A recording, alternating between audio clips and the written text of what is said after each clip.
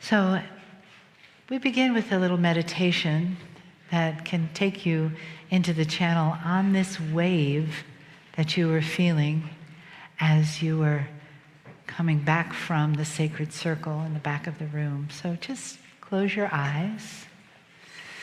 Take a breath in and out. Just giving yourself a moment to settle, a moment to come into yourself, into your awareness of now. And all of the days and the hours behind you, the wonderfulness of the now. And take another breath. And see if you can just gently expand your feeling of now to the edges of your body, to the edges of the chair you're sitting in, to the top of your head and the bottom of your feet. And as you do that, you notice that there is a presence that has been with us since the beginning, and that goes with us. That presence of love and honoring, respect, compassion, the wisdom of our Pleiadian parents, the caring of lifetimes and lifetimes of soul nurturing until we come to now, where we open and receive and heal, transmute. Take another breath into your heart this time. Feel that place in the center of you. You can place your hand there if you'd like to be reminded where it is. And give another breath to your heart. Just allowing that softness, expanding inside of you. That beautiful yes, I am that I am.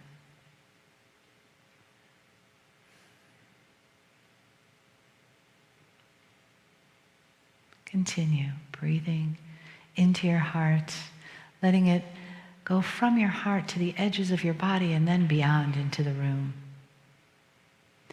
Knowing that your heart's breath intermingles with others. That you have this family of light, this family of your soul, this family of your Akash. And the shining stars of the star mothers that are in each one of you. Letting that spill over into your everyday life so that you feel their presence. You understand your creative source living on the inside, manifesting on the outside. You step forward each day in your life, knowing the oneness of the love and the parentage that you come from. There isn't one moment or one day that goes by that your parents from the stars are not with you, reminding you of who you are and your mission on earth, why you're here. Take a breath. Give yourself to that. They know who you are. We know who you are. And there's a playground of life to create in together.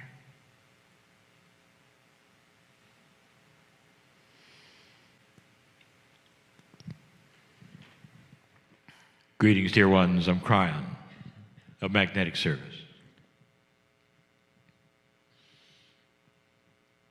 This is the final message of the retreat. We find ourselves still in McLeod figuratively in the shadow of the mountain called Shasta.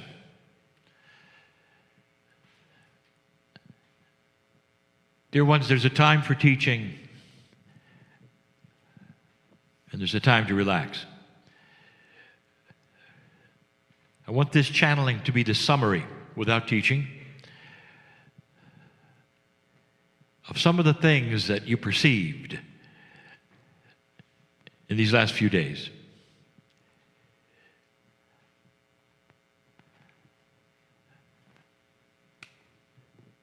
I've given you things to think about regarding invisible things.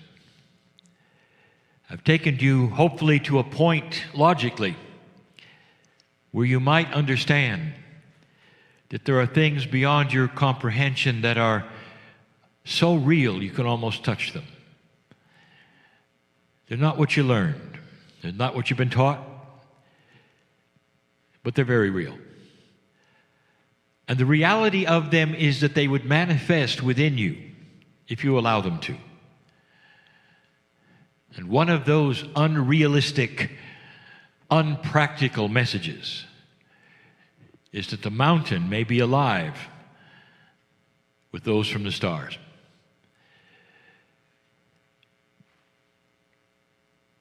Again, I want to present to you something that I did in the last retreat that was very similar in the shadow of the mountain.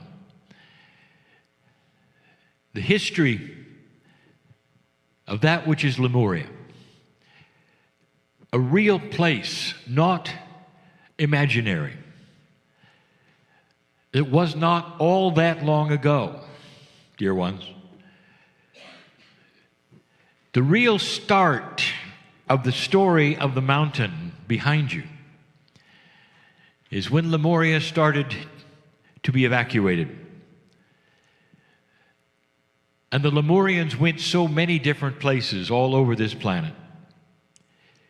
Some of the places that you would recognize and know. Some of them were very close, and eventually they found their way even into the Atlantic. We've told you those places that were close. If they went straight down, they landed at Easter Island. A little further, they went to New Zealand. They chose carefully where they would go, but eventually they also went to the west coast of America. And the timing is important that you understand. But all of this took place, dear ones, about 14,000 years ago. That's not long. Not really. And in that, I will tell you that the indigenous of this planet record that in their orality, in their traditions, in their songs, and they sing about those who came from the stars. And it's so interesting that you will find that story all over the planet. The story of being seeded by others of higher consciousness that so many people saw as angels. And if there are that which you would call an angel directly from the creative source, they were here as well, guiding the whole thing. That there is a plan on this planet for you to discover a greater purpose and light, and we've told you that. We've given you information even in the last channel about the field, and we've told you that. That perhaps there is a greater truth than you were ever told about the magnificence of the human being and the love of the Creator, which is a bit different. And in that, there are questions. And the questions are almost all linear and minutiae and inappropriate because they don't make sense when they're answered. And sometimes that keeps you from believing. This mountain behind you became one of the places that those from the stars would reside in after Lemuria, because they never left. There is that linear idea that even if this was true, well, Kryon, they came from the stars, they came, they did their thing, they went home. That's what you do when you go to the store. That's not what happens to the star mothers. When they came, they knew they would stay because this is the womb of civilization called humanity. And they are the mothers who bore those children first, watched over them, and taught them in Lemuria for a long time. And when that task was done and the Akash was implemented, meaning that the teaching was given to you to remember and remember about the Creator and the way things work, that's what they did in Lemuria. They taught. And when that teaching was sufficient enough, with enough of you, then that process, that phase was done. The real free choice of humanity started then. What would you do with the information with free choice? Free choice to believe it or remember it or not. Free choice to take energy anywhere you wanted to, and consciousness anywhere you wanted to. Because in their star system, in their planets, they had seen this. It had happened to them. They had those who seeded them. And they had gone through that which this planet has now begun to go through. They had gone to the brink. They had even had genocide within their own planetary system, much worse than what you experienced. And they recovered from it, and a shift began. And it lasted a long time, but consciousness won out, and light won out. And as consciousness starts to raise itself, I'll say it again, that you see things that you don't understand are here when you have a lower consciousness. Again, we tell you this is that if you're in black and white, you cannot have color explained. You just can't. It's not something that makes any sense. And you have to say, well, are they really here? Is there really any evidence that they're here? Let me give you something yet again to think about that I said before. This mountain behind you has always been considered sacred.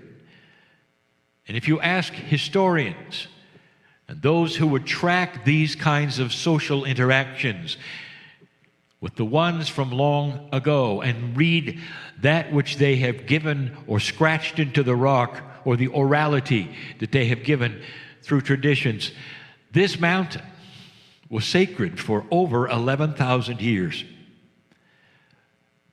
Some would never even go up on it as you do today. And you have to ask yourself, is this common? And the answer is no. The indigenous don't worship every mountain. But they saw in this one something that was untouchable. Appropriately so, the star mothers were there. We have told you of the nodes and the nulls of the planet, and that they went to other mountains as well. Last time we spoke, we broached an issue that I want to give you yet again.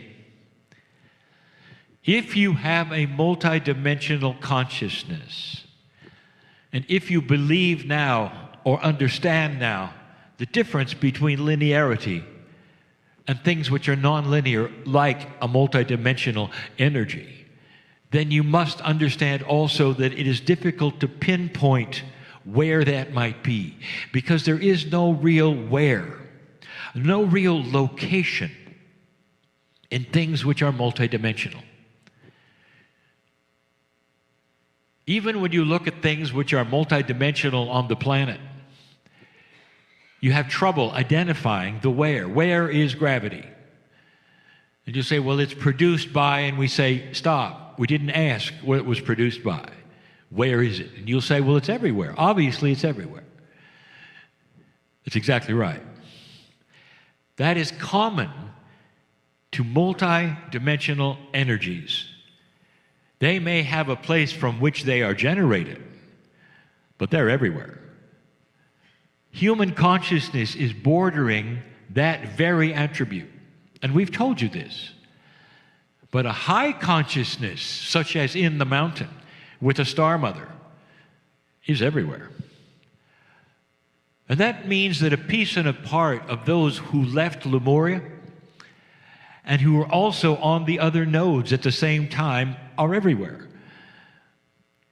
It means that those perhaps that started in Lemuria and perhaps even you sat at their feet are here. That's a stretch of an imagination for a practical, linear human being. But you've gone through the teaching this week, and perhaps your logic has been softened up a little. You can think out of that box that you were trained in, where you think you know what's real and what is not real. And instead, if you would expand that box even now and today, maybe I'm right. Perhaps I'm right. Question for the day, what if I'm right? That means that in the mountain, not only are there multidimensional, beautiful, loving star mothers who started all of this and stayed for this moment and this time during the shift, not only are they there, they know who you are. What if I'm right? And if I am, and if your logic will allow me to be, and if you have stretched that box of belief in the physics of it, the reality of it, the potential of it, the possibility, where are they? And there is no where. That means they're sitting in your lap, dear ones. It means they've been here all the time. It means that they know what you've gone through and who you are, and they're celebrating the moment. This last time we did the retreat, a week ago, we even told the attendees then the same thing we're telling you now, for you need to hear this. And if they were in this room all together, in a linear form, you'd hear them cheering. Because you made it. Not only did you make it, but you're starting to study what you begin to remember. And that remembrance is what you were taught. That teaching was the core truth of what you call God or the creative source. What are the truths? And they start with the center, the truth, that great central sun, that creative energy, that truth. That's where it starts. That God knows who you are and that you are a piece of the Creator. Now that is a stretch. You all have something that you ride in, a vehicle that is multidimensional. You can call it a soul. Others have minutiaized it and called it the Merkaba. It's there. It's real. You are a piece and a part of a multidimensional universe. That means that part of the Creator is carried within you. We call it God inside. And what that really truly means is that as you become higher and higher in consciousness, and you begin to open that box of belief, and you say, I think he might be onto something. Maybe there is more. As you start to look at that multidimensional part of you starts to react. And that multidimensional part is just filled with love. And that's the first thing you're going to feel. A few moments ago in the room, you did an exercise, simple, where you started to honor each other in a way perhaps you hadn't before. What'd you think? You saw it. You felt it.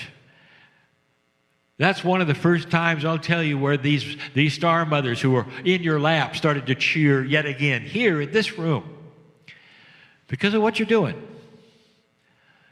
You are stretching the envelope of belief into areas that really are the new world who it's coming. That is what you are about. That's what's going on. And that multidimensional part of you, as you start to contact it, get you in touch with the potentials we told you about in the last channel. It also gets you in touch with something you also are hesitant to understand or believe, and you wish to minutiaize. And that is, how do you get inside to touch that which is your own biology so you can live longer, so you can heal yourselves? And the questions that you ask are all linear. How long, how much, and when? Not understanding that none of them are appropriate. All of these things are conceptual and can be boiled down to one thing. Do you believe it? And the belief is the key. For the belief itself is an intuition that is generated by your choice and the God inside. All of these things are complex. But they're not complex in a way that you can list them. They're complex in that free choice means that you have to start to drop that which you thought was real and get into a place that allows for more. And I'm going to tell you something that I have said to so many groups before.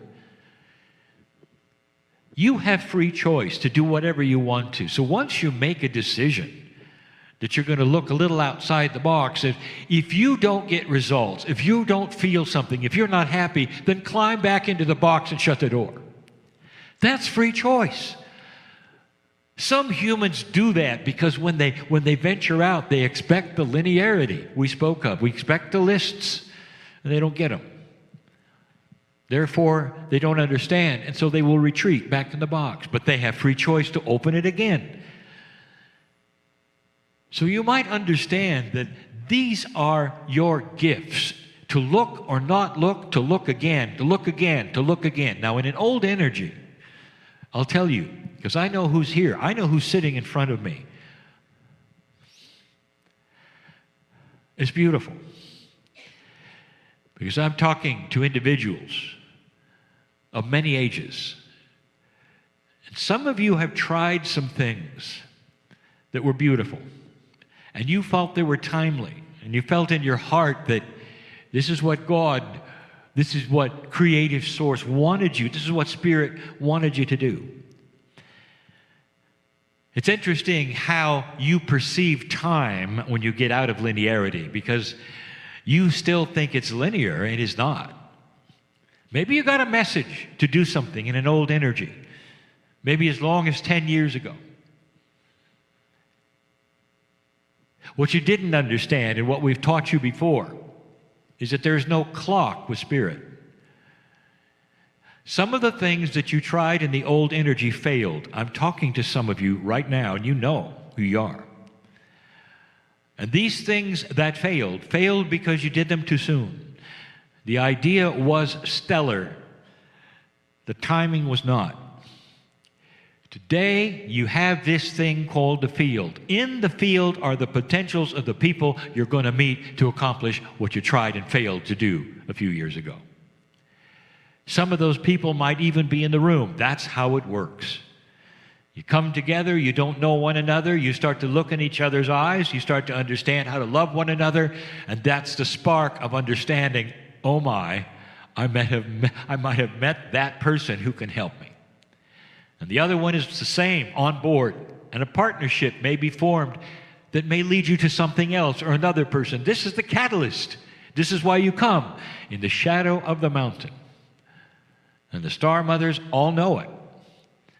Perhaps you're not here to attend a conference at all. Maybe you're just here to meet somebody. And that was the whole purpose and reason why you're here. That's why the exercise that you just did is important, so you understand to get out of your comfort zone and stand, look at each other. And you find out that there's a similarity of love. And the Star Mothers are applauding. This is real. How real it is to you, however, truly is the question. How real is it to you? When you go outside and Some of you would look at the mountain, it looks the same as it did when you came inside. Sometimes there's a few more clouds or a few less, but the majesty of the reality sings to you in the wind and calls your name and says, we're here. And if you choose, that can become something that becomes real to you as well in what happens next in your life. That's the proof, isn't it? If you reach out and you say, I believe some of these things because I'm starting to feel them, and everything you've said, Kryon, makes sense because I've had experiences and I understand about multidimensional things and all, I just can't quite grasp entities in the mountain. Well, I'll say it again. Can you grasp love? And the answer is not really. Where is love? How high and how wide? People start asking those questions and the minutia comes forward. How can I trust what you say? And I say, can you trust love? The love of God. These are the issues, are they not? They're perceptions that you really are loved. The perceptions that you're not in a world by chance.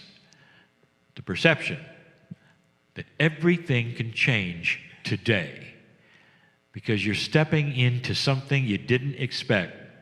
A new paradigm as real as the one you came from, but in a different dimensionality. And as you get used to these things, as so many in the room have, you start to count on things that seem to be chance. You start to make a reality in ways that others will look at you and go, you're really strange. And you start to realize that your strangeness is your magnificence. And indeed, you are to others because they cannot look up to a higher consciousness. So you will always be strange to those who choose to stay in linearity. But you know better. And what you are experiencing is the next phase of humanity. Starts with the old souls who are in the room at whatever age you are. Now, final instructions before I close. All this information and everything that you've heard these days, these are seeds that are planted for you. There is no axiom that says you must accept it all and leave and somehow having absorbed it all. The seeds are those things which go in and will grow if you allow them, if you wish them. For those of you who have written down everything, it's almost like we can tear all the pages out and throw them away. Because what truly happens is if you let these seeds grow, everything that was presented here is still inside. That's core truth. And it will come out when you need it in a fashion that is personalized for you. So you don't have to worry about if you're doing it right or wrong or how soon or whatever. Because the plan is stellar, it is unique, it is beautiful, it is magnificent and tailored for you. As you awaken, dear ones, slowly, individually, and awaken meaning how much of this can you absorb and use and understand. Each one of you is so unique, and it's honored. So you don't all leave as one group who absorbed information and are out on the street with the same information. How linear. Each one of you has had thoughts implanted that you can receive or not and grow or not. And that's the beauty of having a piece of the Creator inside, because the Creator knows that piece with your name on it. It's beautiful. And that's what you're discovering. No difficulty, no steps to climb, no suffering. Only awareness. That's the choice. What if I'm right? I am. You will know I am. Some of you will know very much so when things start to move in your life And you can trace it back to the time when you spent in the shadow of the mountain with the star mothers looking over you in a way that perhaps you don't understand, because they know who you are. In some ways, you're their esoteric child. And this is what a mother does, hover over the child all their life, no matter how old they are, love them until the mother's last breath. Well, the Lemurians that you are and the star mothers of who they are, I'll tell you, they're not going anywhere. They're going to love you to your last breath. And then when you come back, they do it again and again and again, because they realize and recognize the incarnations that you are. They know your soul. They recognize where you've been. How far away do you think that they can feel you and sense you? How big is love? It spans the universe, dear ones. The creative source that you come from knows you too. This is the message of all of the channelers who you've heard from this stage in all of these days, dear ones. And the messages may seem different, and they come from seemingly different sources, different accents and different names. But when you boil it down yet again to one core truth that's there, I'll tell you what it is. Are you ready? We love you. Go from this place changed. And so it is.